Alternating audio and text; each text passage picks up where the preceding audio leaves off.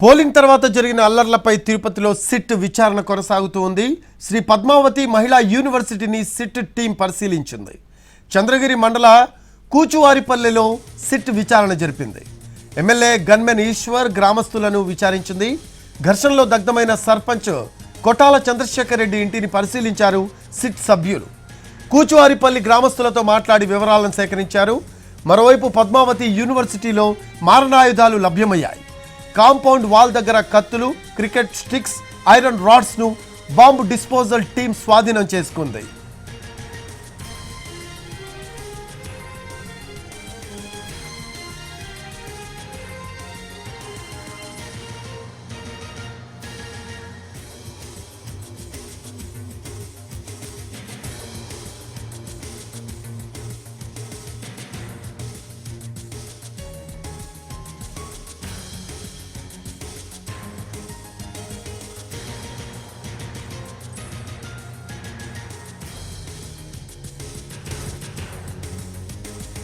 తిరుపతిలో పద్మావతి వర్సిటీలో పులివర్తి నానిపై దాడి జరిగిన ప్రాంతాన్ని సిట్ పరిశీలించింది.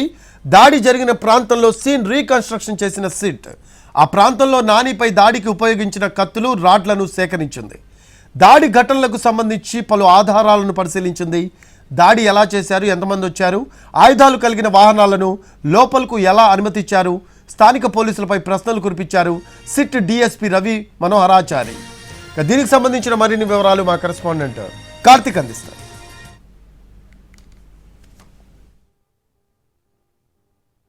ఏ విధంగా లోపలికి వచ్చారు, ఏ సమయంలో దాడి జరిగింది, ఎన్ని గంటలకు వాళ్ళకు ఇన్గేట్లో వచ్చే క్రమంలో ఆ టైంలో ఎందుకు అంతమంది లోపల ఉండాల్సి వచ్చింది, వారందరి వద్ద కూడా ఏదైతే మారణాయుధాలు, రాడ్స్ కావచ్చు, ఇతరత్ర మారణాయుధాలు ఏవైతే ఉన్నాయో వాటన్నిటినీ కూడా లోపలికి ఎలా అనుమతించారో అంటూ కూడా అక్కడ ఉన్నటువంటి అధికారులను సిట్ బృందం ప్రశ్నిస్తున్నటువంటి పరిస్థితి. ఇక్కడ ఉన్నటువంటి డిఎస్పీతో పాటు ఆ సమయంలో ఎవరైతే ఇక్కడ అధికారంలో ఉన్నారో వారందరూ కూడా ఎవరైతే విధుల్లో ఉన్నారో ఆ విధుల్లో ఉన్నటువంటి వారందరినీ కూడా పూర్తి స్థాయిలో వారందరినీ కూడా విచారిస్తున్నటువంటి పరిస్థితి. విచారణ తర్వాత ఈ యొక్క నివేదిక అనేది కూడా ఈరోజు సాయంత్రానికి ఉన్నతాధికారులకు కూడా ఏదైతే పంపిస్తామన్నట్టుగా కూడా సిట్ అధికారులు చెప్పడం కూడా జరిగింది. ఎలా జరిగింది దాడి, అసలు దాడికి పాల్పడినటువంటి సమయంలో ఎవరెవరు ఉన్నారు, ఎక్కడి నుంచి ఎక్కడికి వెళ్ళారు అనే దాని మీద కూడా పూర్తి స్థాయిలో ఈ యొక్క ఏదైతే దర్యాప్తు అనేది అయితే ఇక్కడ ఉన్నటువంటి సిట్ బృందం అయితే విచారణ అయితే కొనసాగిస్తూ వస్తుంది. డిఎస్పీ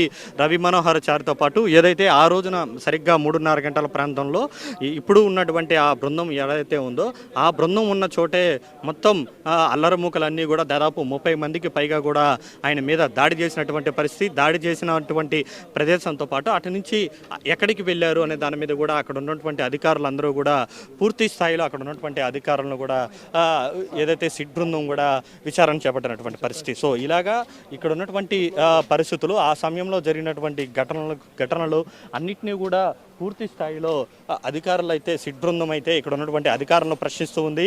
ఎందుకు ఆ టైంలో సెక్యూరిటీ ల్యాబ్స్ అనేది జరిగింది, ఎవరెవరు ఆ సమయంలో ఇక్కడ డ్యూటీలో ఉన్నారు, డ్యూటీలో ఉండి కూడా లోపలికి అంతమందిని ఎలా లోపలికి ఎందుకు ఎలా అలో చేశారనే దాని మీద కూడా పూర్తి స్థాయిలో సిట్ బృందం అయితే వారందరినీ కూడా విచారణ చేపట్టింది. పూర్తిగా ఆ రోజు జరిగినటువంటి దాడి సమయంలో ఎలా దాడి జరిగిందనే దాని మీద కూడా పూర్తిగా ఆ యొక్క సీన్ అనేది కూడా రీక్రియేషన్ చేస్తూ ఉన్నారు. పులివర్తి నాని ఎన్ని వాహనాల్లో వచ్చారు, ఆ సమయంలో ఎంతమంది ఉన్నారు, ఎలా దాడి చేశారు, వాటన్నిటిని కూడా కూలంకుషంగా పూర్తిగా ప్రత్యక్షంగా హింస జరిగినటువంటి ప్రాంతం నుంచే తెలుసుకోవడానికి నేరుగా సిట్ బృందం నేరుగా ఇక్కడికే పద్మావతి యూనివర్సిటీ లోపలికే వచ్చి గ్రౌండ్ లెవెల్లో నుంచి కూడా విచారణ అనేది చేపట్టింది. సో ఇక్కడ ఉన్నటువంటి అధికారులు, ఆ సమయంలో ఉన్నటువంటి అధికారులు అందరి మీద కూడా ప్రశ్నల వర్షం అనేది కూడా కురిపిస్తున్నట్టుగా కూడా మనకు తెలుస్తుంది. దానికి చాలామంది అధికారులు సరైనటువంటి సమాధానం ఇవ్వలేకపోయారనేది కూడా మనకు అందుతున్నటువంటి సమాచారం. సో ఈ నేపథ్యంలో ఈరోజు సాయంత్రం వరకు కూడా విచారణ అయితే కొనసాగుతుందని చెప్పుకోవచ్చు. సో ఆ రోజు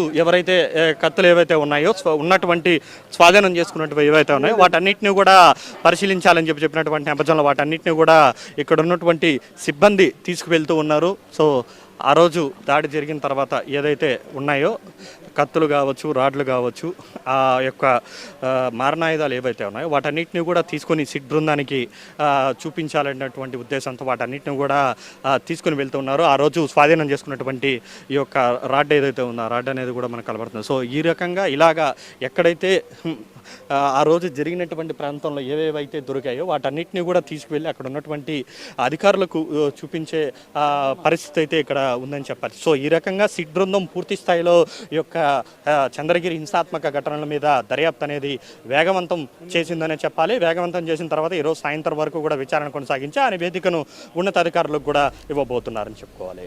కెమెరా పర్సన్ చంచేత్, కార్తిక్ ఎన్టీవీ.